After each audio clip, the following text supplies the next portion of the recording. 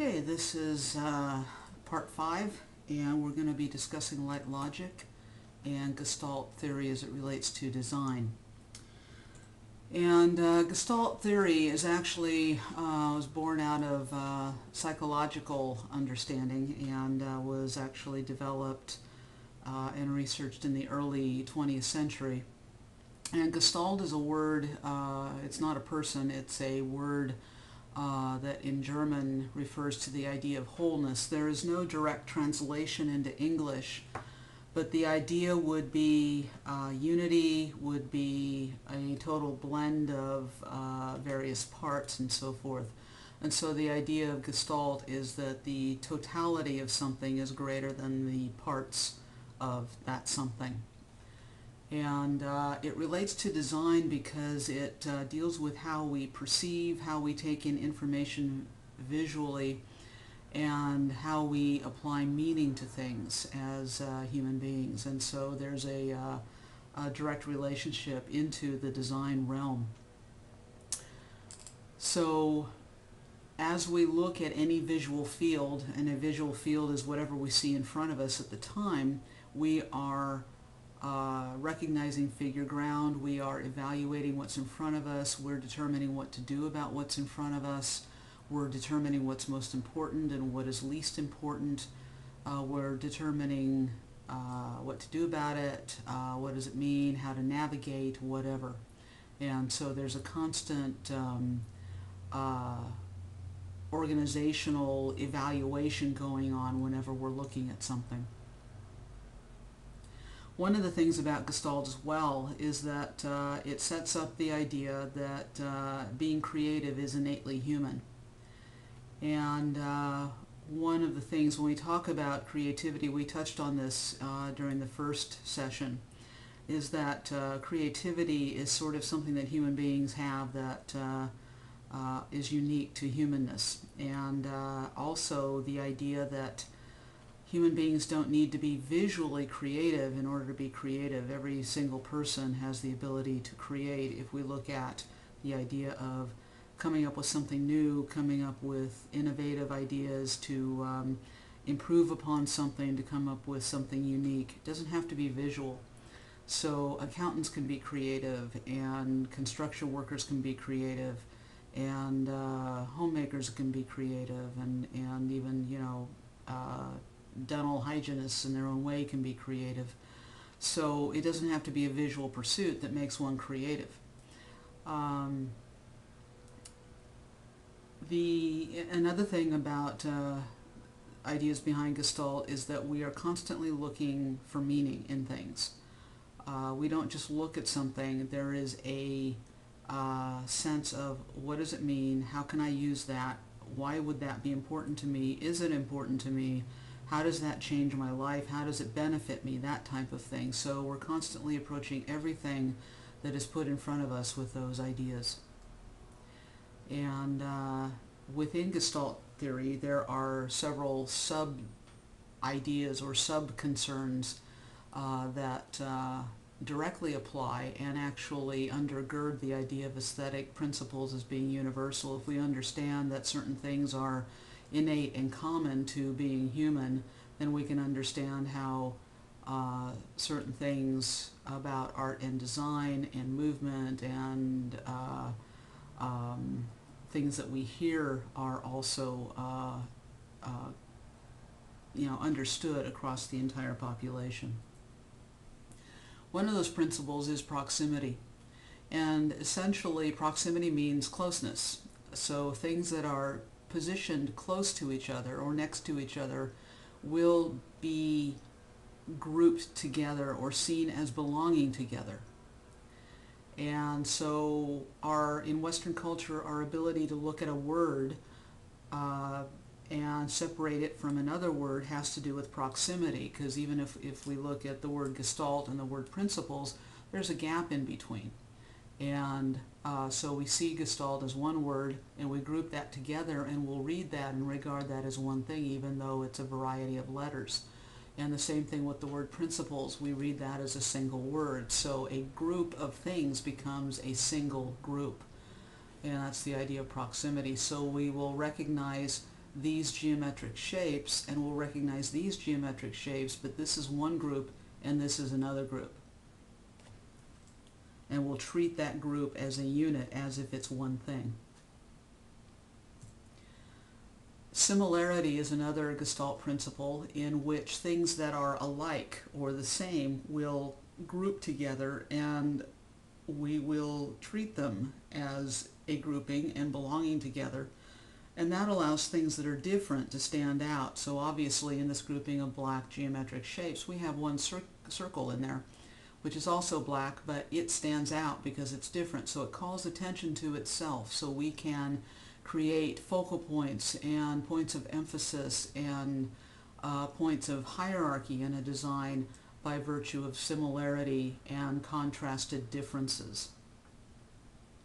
And similarity can be common color, common shape, common direction, common textures, value meaning lightness or darkness, and common size. You can have a variety of different things, different colors. If they're all the same size, they become similar and kind of unite.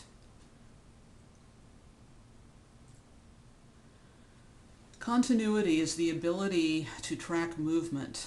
We like things that move. And when we move, we usually move in one direction. Visually, we will track in one direction until we are compelled to change direction and go, differently. And so the idea of continuity, we can kind of bring it to life here in this cross, this cruciform understanding. Continuity will say that those are two lines that are crisscrossed at right angles. They're not four lines coming together at right angles. So we prefer things that continue. That's how implied line is so intriguing to us visually, because we look for continuations and movements and directions that go in the same route. Closure is another idea, and closure is where, given enough information, we will fill in the gaps where information might be missing. And this is an automatic thing that we do. And if you're looking at the top configuration, you're probably saying, well, that's a square. Most people will say, that's a square. I've asked what it is, because they're actually closing the corners. But that's not a square. Those are two sets of parallel lines. And they happen to run perpendicular to each other, and they're equidistant from each other. It's not a square. We've already talked in the first session that a square is a shape, and a shape is a closed line. These lines don't close. And if we look at the configuration on the bottom, most people will see the ellipse before they see two blue shapes that are of the irregular persuasion. And so what we're doing is closing the gap here, and we're going to see this ellipse, and we'll automatically try to read this as a figure on a blue ground, when in reality it's two blue shapes that are kind of facing each other.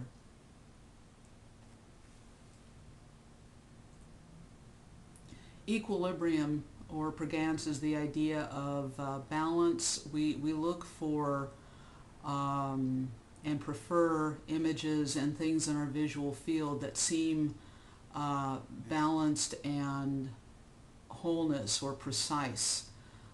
It kind of tends to, we prefer order versus chaos, and one of the ways that order comes into play is through the idea of balance or equilibrium. So we prefer things that have a completion or a preciseness, and we prefer things that are balanced.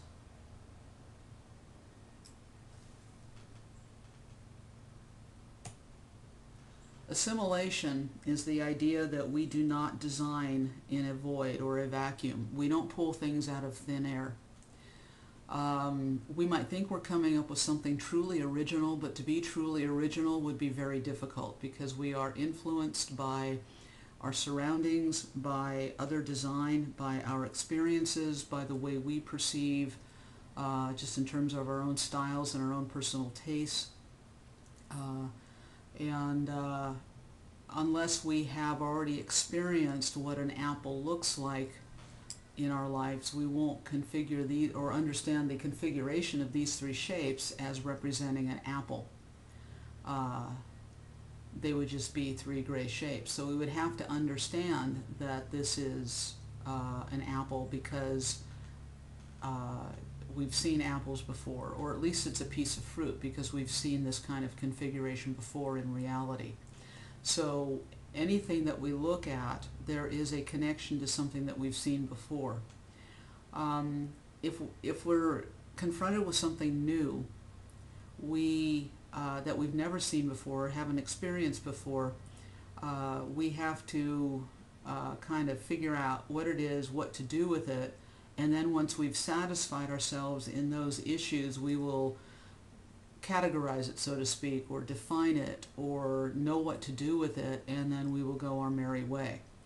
And that's never an issue again because, well, we've seen that, been there, done that, I know what it is, I know what to do, and so forth. So every time we sit down to design something, it's not just being confronted with a piece of blank paper and trying to come up with an idea. Ideas are all around us and within us, and I think a lot of the creative block that a lot of people have, and I know I've experienced, is just what to start with out of so many options that have been in my experience or have been something I've seen before, and what to do with it. So it's basically what to choose, what to do with it, and then going from there in terms of creating unique, original, and something that's innovative that's never been seen before. Another Gestalt principle is that figure ground is an automatic perception, and we talked about figure ground when we talked about figure ground a few weeks ago.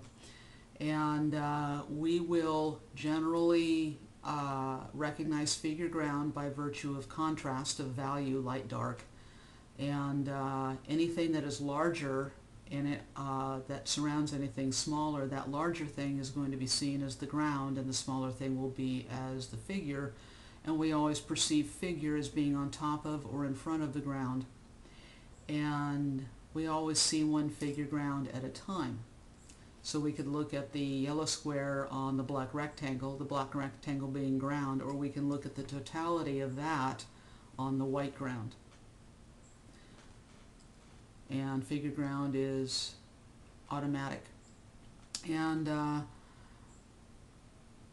we had a discussion about relative clarity in the textbook and the ability to locate edges visually, and where edges are obscured, figure ground is not clear. It's not clearly understood visually. So the more difference, the more contrast between the figure and the ground in terms of value, lightness or darkness, the more easy it is to perceive the figure against the ground.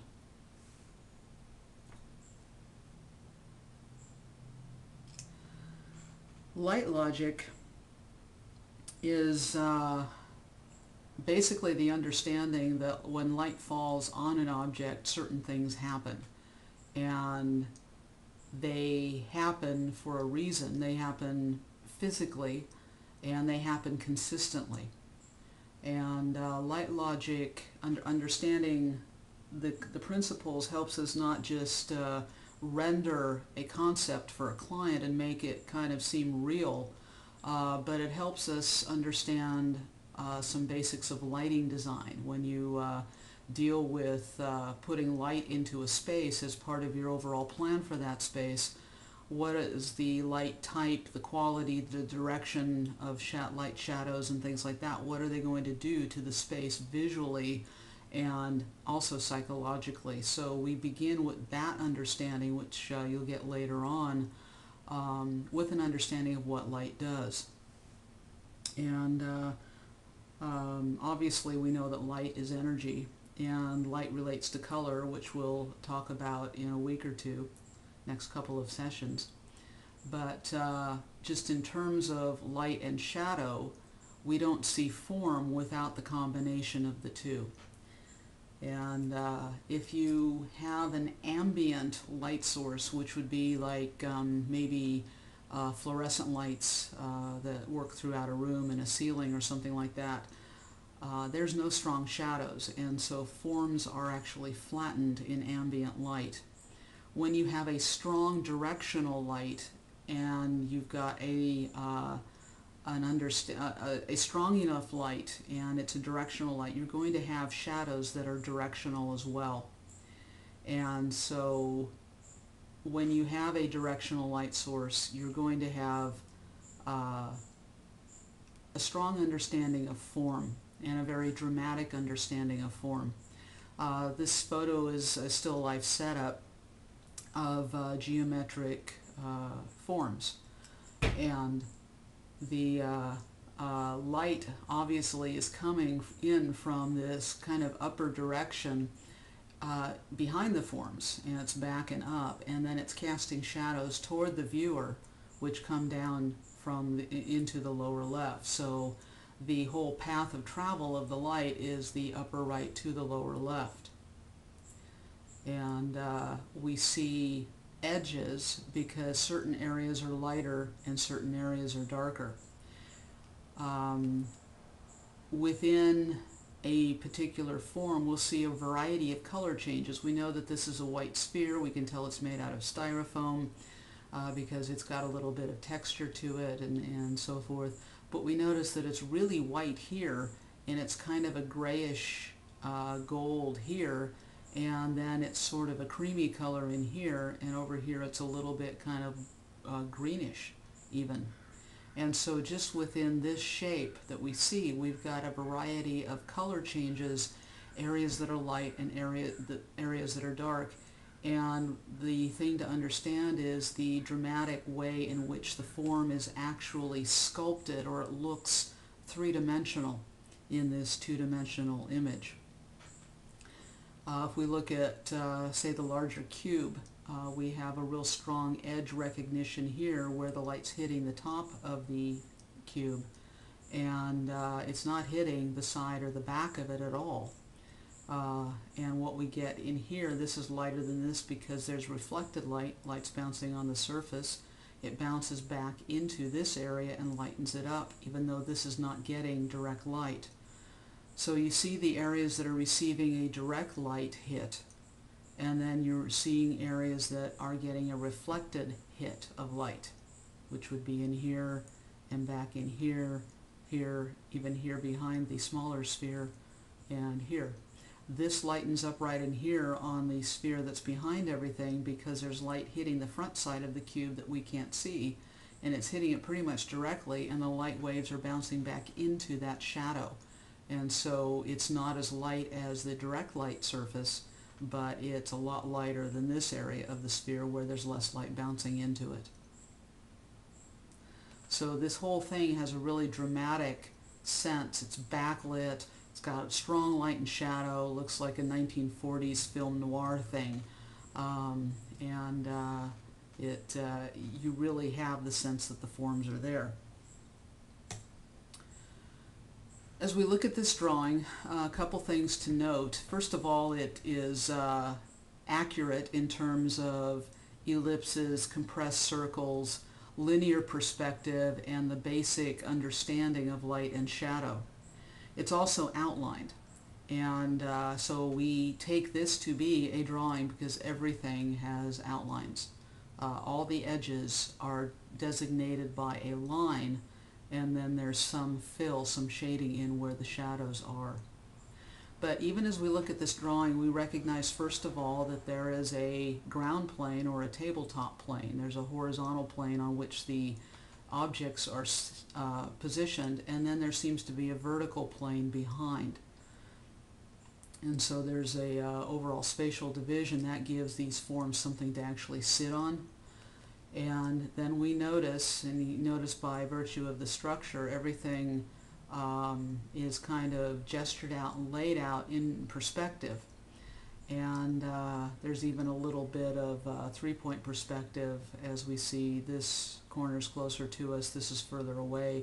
These two corners that we can't see are further away, and so there's some lines here on that cube that are not straight up and down and parallel with the edges of the picture plane, but they actually will converge way down outside of even the screen at a common point on a certain linear understanding. So there's a vanishing point that pulls way down outside of the picture plane. Whoops, sorry. But notice how even with the outlines, we start getting a sense of three-dimensional volume just by virtue of the light shadows that are just slightly laid in. And the shadows obviously are following the direction of the light.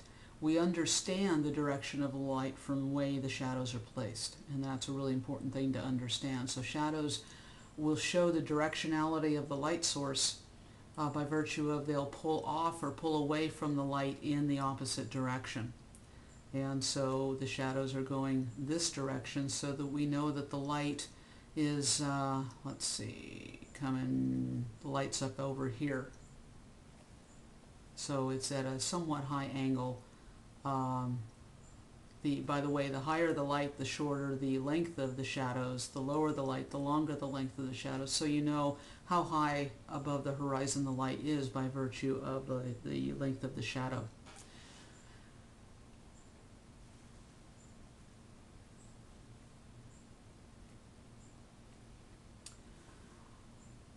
To make something appear three-dimensional on a two-dimensional surface, we use principles of light logic, and I've already iterated some of those to you. Strong directional light brings out form. Shadows follow the direction of light and actually create the understanding that the light is there. But there's certain characteristics about shadows and certain types of shadows that help us when we're creating them. They help us create that illusion of volume. And basically there are 5 major things that you deal with when you're dealing with light. First of all, we'll start with local value. Local value or local color would be the overall color of the form of the object that you're dealing with. And so that would be the area that the color it is in actual light, direct light. A highlight is the angle of incident where the angle of the light hits and actually pops back to your eye. A highlight, if you've ever kind of looked at a highlight and walked around and kept looking at the highlight, that highlight will follow you wherever you go. It relates to the angle of the light hitting the object and your line of sight hitting the object, and where your line of sight hits the angle of the light, it's called the angle of incidence. And so you can walk all the way around a form, and if a highlight is showing on the form because of it's a shiny surface or a reflective surface, that highlight will follow you all the way around. So you know, try to outrun your highlights, and you can't. Then there is a shadow area. There's a form shadow, and in that form shadow there's a core shadow. A form shadow is actually on the form, and it is created because there's less light hitting the surface. So this being a sphere, as the light turns away from the form, it gets dark, or pardon me, the form turns away from the light, it actually gets darker. And there's actually a point in that form where it's the darkest it's going to be, and that is your core shadow. Without a core shadow, you have some semblance, some suggestion of three-dimensionality, but it's only with that core shadow that you really get the robustness of the form. You really get the roundness. It feels like it's actually sitting there. It's not just drawn, but it could actually look like a three-dimensional object. And so we see this kind of crescent-shaped dark area that's been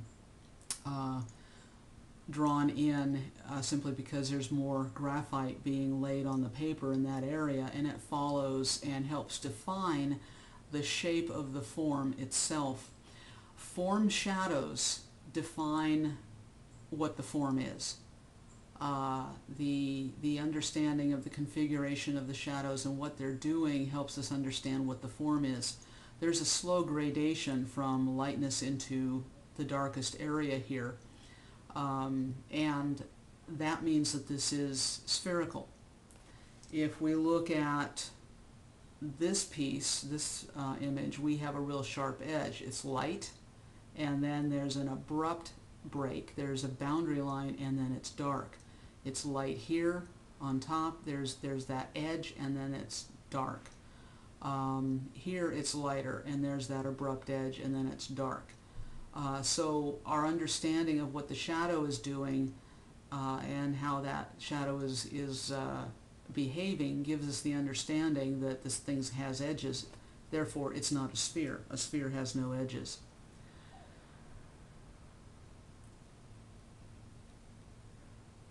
A cast shadow is created by something blocking the light. So this is not a cast shadow, this is a form shadow with a core in it. The form shadow is actually larger than the core, and the core is the darkest part of the shadow. The cast shadow is this, and it is created because the sphere is blocking the light from hitting the surface. And the cast shadow is going to follow the surface. It's going to be affected. Its shape will be created by the shape of the object that's causing it, but its direction and what it's doing will help define what it's sitting on. If we go back to this drawing, we have the jar casting a shadow on the roll of tape. And notice what that shadow is doing. It is going vertically up the side of the tape and horizontally across the tape. And that's an important thing to understand, because this is not just going flat across, it's actually allowing for the vertical rise and then the horizontal surface of the upper side of the tape roll. And then it's continuing on behind it, which is also very important, and it's kind of merging with the shadow of the tape, and so the two are becoming one back over here. But this form has its form shadow here, and then its cast shadow is falling on the tape. This is not a form shadow. This is a form shadow. This is created because this is in the shadow side of the interior ring, whereas the light side's over here.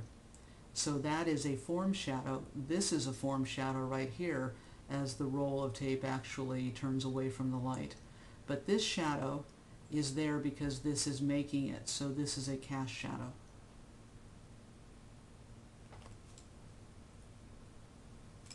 Here the cast shadow's on the surface, and it is showing us that the surface that this is sitting on is flat. Cast shadows are darker and more obvious the closer they are to the form. As the shadow lengthens away from the form, it gets lighter and its edges get fuzzier. So it's going to be real dark and distinct close to the form. It's going to get fuzzy and kind of ghosted out further away, and that's because light's starting to bounce back in. And so light will be hitting the surface and bouncing. Light will be kind of bending around the form and bouncing in from both directions around the form. Light bounces. It's like a ball, and so if it's hitting here, it's going to bounce, and it's going to bounce into the cast shadow, and it's also going to bounce back up into the form. So cast shadow characteristics, it's not one flat, solid idea of color.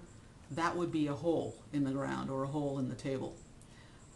The fact that we have the shadow darker and more crisp on the edge here and here, and then it lightens and fuzzes out, tells us, it communicates to us that this is not a hole that the ball is falling into. This is a cast shadow, and this is a solid surface that it's sitting on. That's really important. You don't just take a blob of black and make an ellipse under something and call it a shadow. If you want it to read as a shadow, it'll read as a hole, something that the object will fall into, but it won't be reading as a shadow.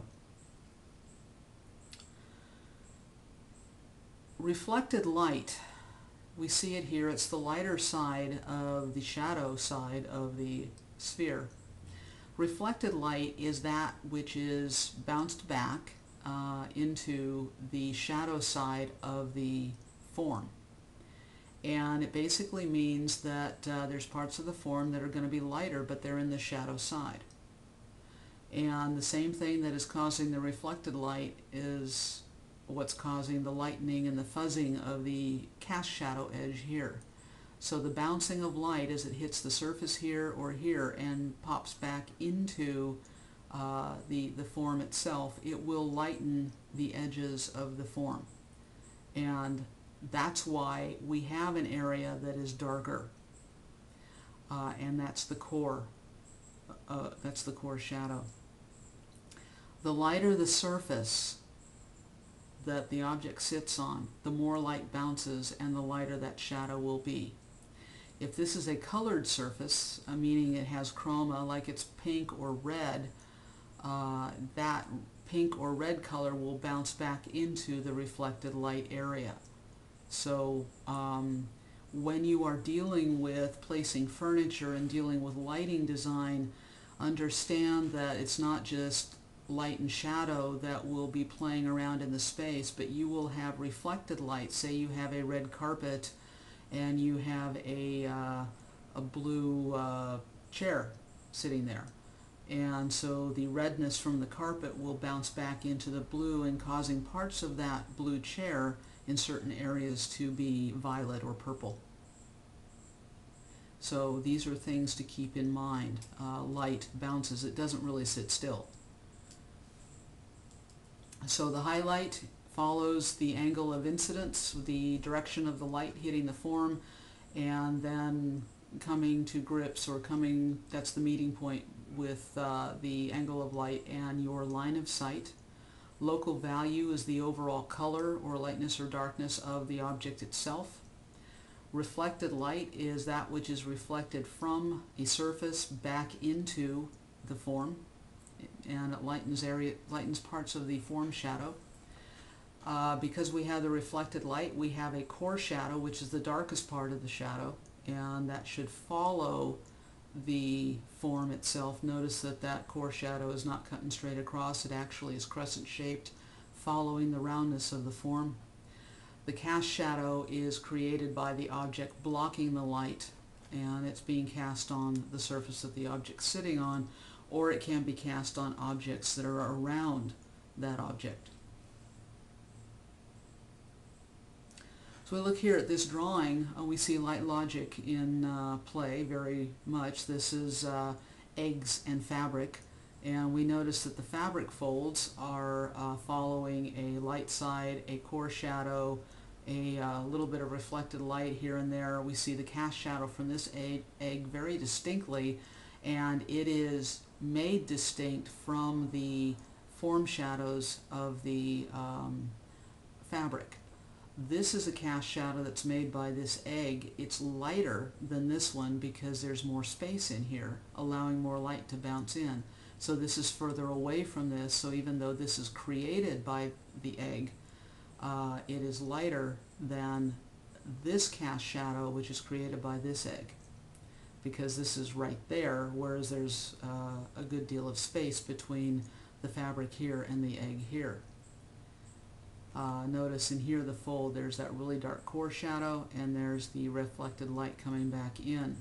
Notice on the eggs themselves, here we have the lighter side. Egg surfaces are not really shiny, so you're not going to see too much of a highlight. So highlights are dependent upon the surface quality. If it's really shiny, you get a really bright highlight. If it's kind of dull or matte finish, or really kind of rough or soft, you're not going to get a highlight necessarily. But you're still going to have that local value or local color, and then you see the egg turning away from the light, slowly getting darker, and then lightening up. The core shadow is right here, and it follows the form of the egg and helps create a sense of roundness on the egg. There is a curve on the egg, and then the shadow lightens up because light is hitting and reflecting back into that shadow. We see it here too. There's a cast shadow by fabric here, so there's a real hard edge right there. Cast by something that we can't really see. It's probably this, but maybe there's something out over here so that we know that there's something there. Then we have the local value, the local color.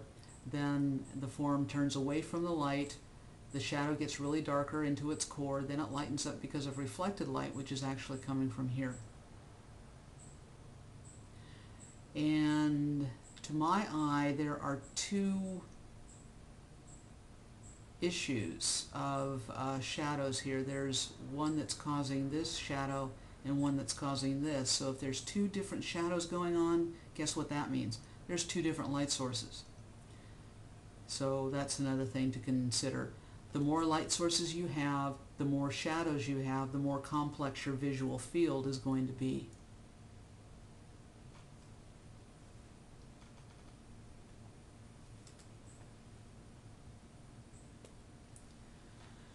So we look at this drawing, this interior drawing. Obviously we see that there's light coming in through the windows here, and there's light coming in through the dome up here, and everything else is in shadow. So there's less light hitting here. We have more light hitting here. So notice that this is starting to lighten up. This is a lot lighter than this. So this is basically the core shadow for this the ceiling, the column into the ceiling, and the arches and everything. Notice it's darker here, it's lighter here. There's a cast shadow here that's created by this edge. The light's hitting down in here. That's actually a cast shadow created by the edge. Probably if we follow this arch up behind and come back around, that's the part of the arch that is casting that shadow. And we get a sense of atmosphere, we get a sense of place by virtue of the light and shadow configurations here. And we notice the angle of light coming in. We notice the way the light is affecting the interior and the way it's affecting the people who are moving around in it. And there's directionality. It follows linear perspective understanding. That's another important thing to know. Shadows follow linear perspective when it's applied. And notice also there's some atmospheric perspective going on as we're looking way back here. These could be very dark inside these arches, but they're not because they're further away than these arches. And so we're really honing in on these and then the people that are in the space. So, but there's a real interesting drama going on because of how the light and shadow are being played in this drawing. Here we have a chromatic understanding, and we have a room that is very gold in understanding, very warm, and a lot of gold tones and things like that in the architecture. And we have we have light coming in through the windows, but if you notice how it's hitting the floor, it's not that strong. It's kind of diffused a little bit. And it's kind of interesting in this that we have the strong shadows, the light and shadow hitting the floor. The ceiling, however, is kind of flat looking, and this is what I find interesting about this piece, is that the ceiling itself creates no depth or understanding of the space. The space is all defined by the walls, the windows, the path of travel of the light, and so forth. And we know that no matter what the sun is doing in the sky in terms of directionality, it's coming through the windows straight across the room. So we know that it's out there pretty much coming straight in because the shadows are not really angled, they're just going straight across. So again, we know where the sun is in the sky outside by virtue of the angles of the shadows that are being cast inside. But if the ceiling were true, the ceiling areas in here would be darker, and in here would be lighter.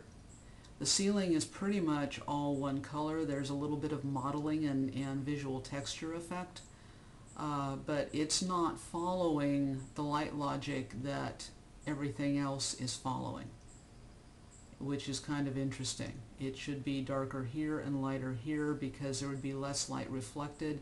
Light would come in and it would definitely bounce up. And the ceiling right around in here would be darker than it is. So the artist chose not to do much with the ceiling, probably to focus on all the detailing in the walls and the window treatments and everything.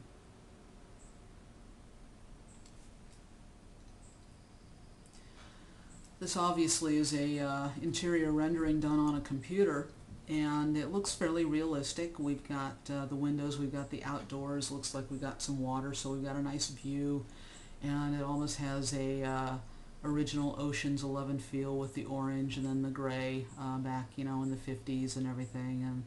And so it has that kind of 50s retro feel, but we can tell it's a modern interior because it's kind of updated in terms of forms and shapes. As we look at this, we understand lights coming in, and we've got shadows cast that are directional, so we understand the direction of the light, which is out kind of over here. It's not coming straight across, it's up at an angle and coming in diagonally across the floor. We have some reflected light on the ceiling, which is true. What we don't have a whole lot of is reflected light. And so the shadows, the form shadows, aren't really helping to turn the forms, to help define the forms. So there is a sense of it's not quite real. And also the shadows are created by adding black. One of the things that when you deal with color and color renderings, add the complementary color. So if you're dealing with a blue surface, add some orange into the blue. It will darken it down and actually create a brown rather than taking it into a shade, making it black. Black shadows will tend to look dirty. And so unless you are dealing with black and white, and you've got no color, no chroma reflecting from light or from surfaces anywhere, your shadows will be black or gray. But the whole idea of a reflected light area into a shadow is that the light's reflecting from the surface. And so we should have a little bit of blueness in here. We should have perhaps a little bit of warmth and orange right over in here as this counter, the stanchion actually starts turning around. And this should have some color, some chroma to it, some warmth to it, and it doesn't. So it's kind of interesting. This is a very effective rendering. It communicates the space to a great degree, but it won't communicate the space as it actually will be unless those form shadows are adjusted accordingly.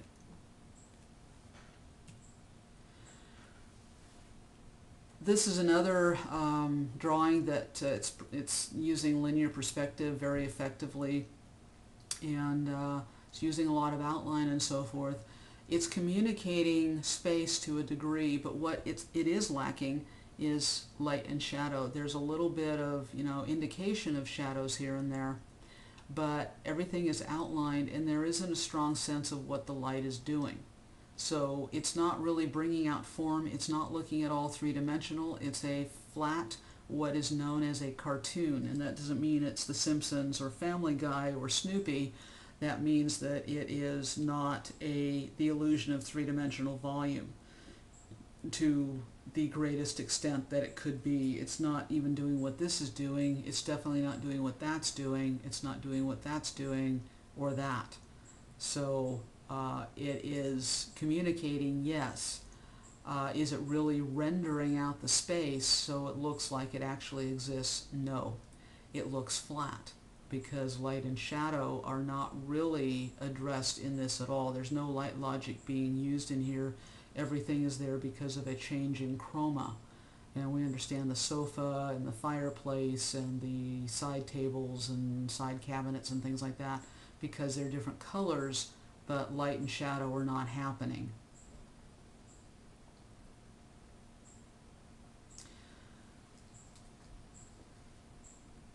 When we create a sense of realistic form, whether it's furniture, whether it's an interior space, whether it's an architectural rendering, whether it's a portrait drawing, light logic will come into play.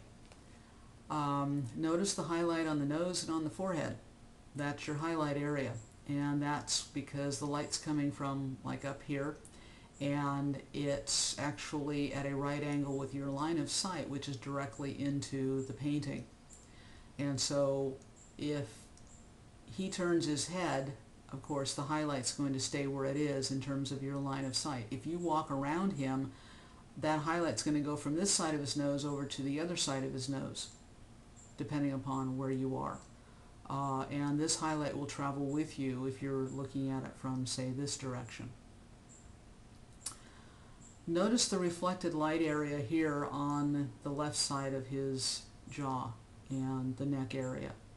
That helps create a robustness, a reality, and helps communicate that this is a three-dimensional person. This is not a cartoon drawing, this is a rendered painting.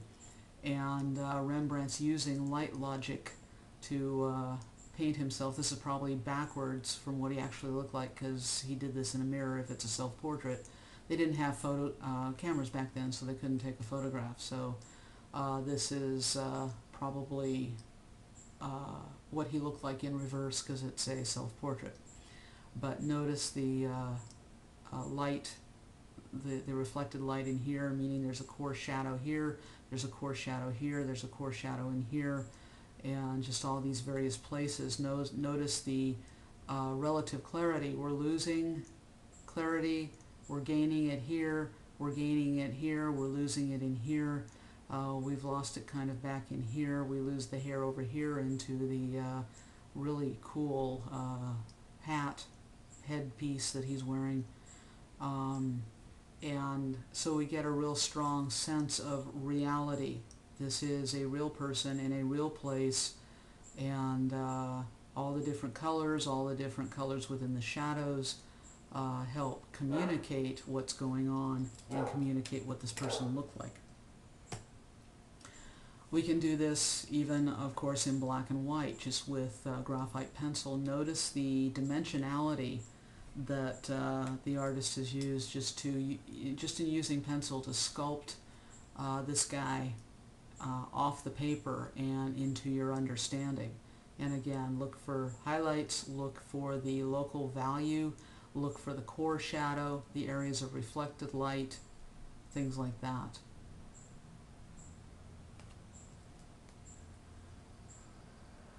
I mean, the guy looks really three-dimensional.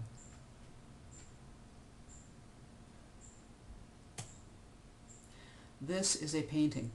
This is a small canvas, and you can actually see the perimeter of the canvas. And it's kind of sitting on a table that's got some texture to it. There's stuff behind it. But the canvas actually includes the framing device, so hey, it's a closed composition. But then we have the lemons and limes kind of stuffed in there. And notice how the artist has dealt with the highlight, the local color, the local value, the form shadows on each of these, the reflected light. Notice the color of the reflected light picks up the color of the surface that's reflecting it. Same thing in the limes, it gets a little kind of orangey in there. This lime, however, is picking up the yellow from the lemon because the light's hitting and reflecting the light back. We understand because of the angle of the shadows that the light is, let's see, coming from this direction. Cast shadow. Cast shadow. This is being cast by this edge, and notice how, even though it's being cast by this edge, it's being casted on it's being cast on a round object. It has a curved surface, so that line, which is being cast by a straight edge, is following the surface and helping define the lemon. Notice all the reflected light on the lemons. Notice the reflected light here has some yellow-green in it from the lime. Notice how the reflected light here has some yellow in it from the lemon. Notice again the highlight, highlight, highlight, core shadow, reflected light, This is fun. You can pick up all of this stuff, and it's just fun to, oh, I recognize this, I see this, wow, that's cool, you know. And then we have all the textural effects that he's laid in there to give the porousness of the surface. So this is not a photograph, well, it's a photograph of a painting, but it's actually a painting, and it looks really real. These are photographs, not paintings. And obviously color has been heightened, but notice how the reality is kept with highlight, form shadow, reflected light, cast shadow. Look at what the cast shadow is doing. On some of these we see a couple different light sources. We have a strong one that's causing the shadows to be cast in this direction, so we know it's up over here somewhere. But then there's a little bit of glow in a shadow from a light that's coming straight down on each of these things. That's a secondary light source. And again, you have more than one light source, you're going to have more than one set of shadows. So you can really make a space or an image complex by having more than one light source. As we look at the orange juice bottle here, we notice, first of all, the light is, the direction of the shadow is coming straight out, meaning the light's coming straight over this way. It's, let's see, given the angles, it's probably coming from this direction as opposed to this direction, and it's not coming straight on necessarily. It's a warm light. We get that from the kind of the color of the highlights, but notice how we've got a yellow surface and we've got reflected light in here that appears yellow. Notice it's cooler up here. Highlight areas are actually cooler.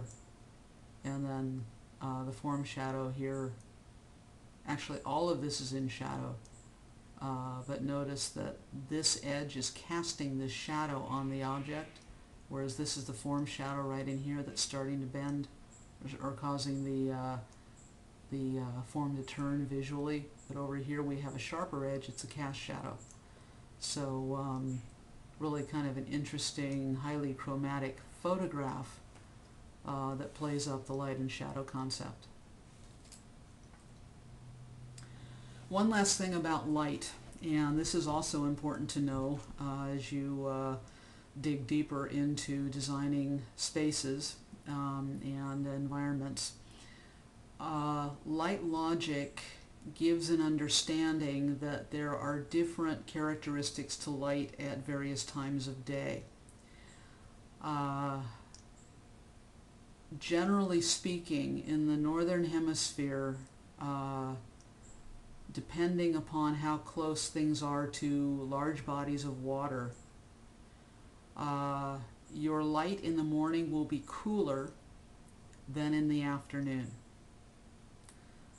And so light at 10 o'clock in the morning is going to look different than light at 2 o'clock in the afternoon. Sunlight we're talking about. And another thing to understand about light, whether it's outdoor light, sunlight casting shadows, or it is interior light that casts shadows, is that the shadow will be cool if the light source is creating a warm light. And a light source that's creating a cooler light will cast a warm shadow. So if you have a 40-watt standard incandescent light bulb, it is warmer because of physical color temperature. It will be warmer in understanding than a 100-watt bulb, which has more energy. It will appear cooler. The shadows cast from that warmer bulb will be cooler than the shadows that are cast from the 100-watt bulb, because the 100-watt bulb is in itself cooler. So warm light, cool shadows, cool light, warm shadows. This image is of morning light and early evening light, and obviously sunlight. Look at the colors of the facades, the row house facades in the morning light, and look at those same colors in the just before twilight. and these are like almost yellow-green, and these have gone brown from orange and so forth. So your light quality will change during the day in outdoor settings, and if you have a warm light being generated, your shadows will be cool. If your light is cool, your shadows will be warm in understanding. And one last thing, ambient light is kind of an all-over flat light. It does not create strong shadows. We have ambient light when there's fog or marine layer or overcast or rain. And so there's a flattening of form when we have ambient light. Where there is strong light, you will have strong shadows and form becomes really easy to see. And with a strong directional light, you will have shadows. Ambient light is kind of scattered all over the place and there's no strong direction to it, so you get very little help in terms of creating form by virtue of light-shadow contrast.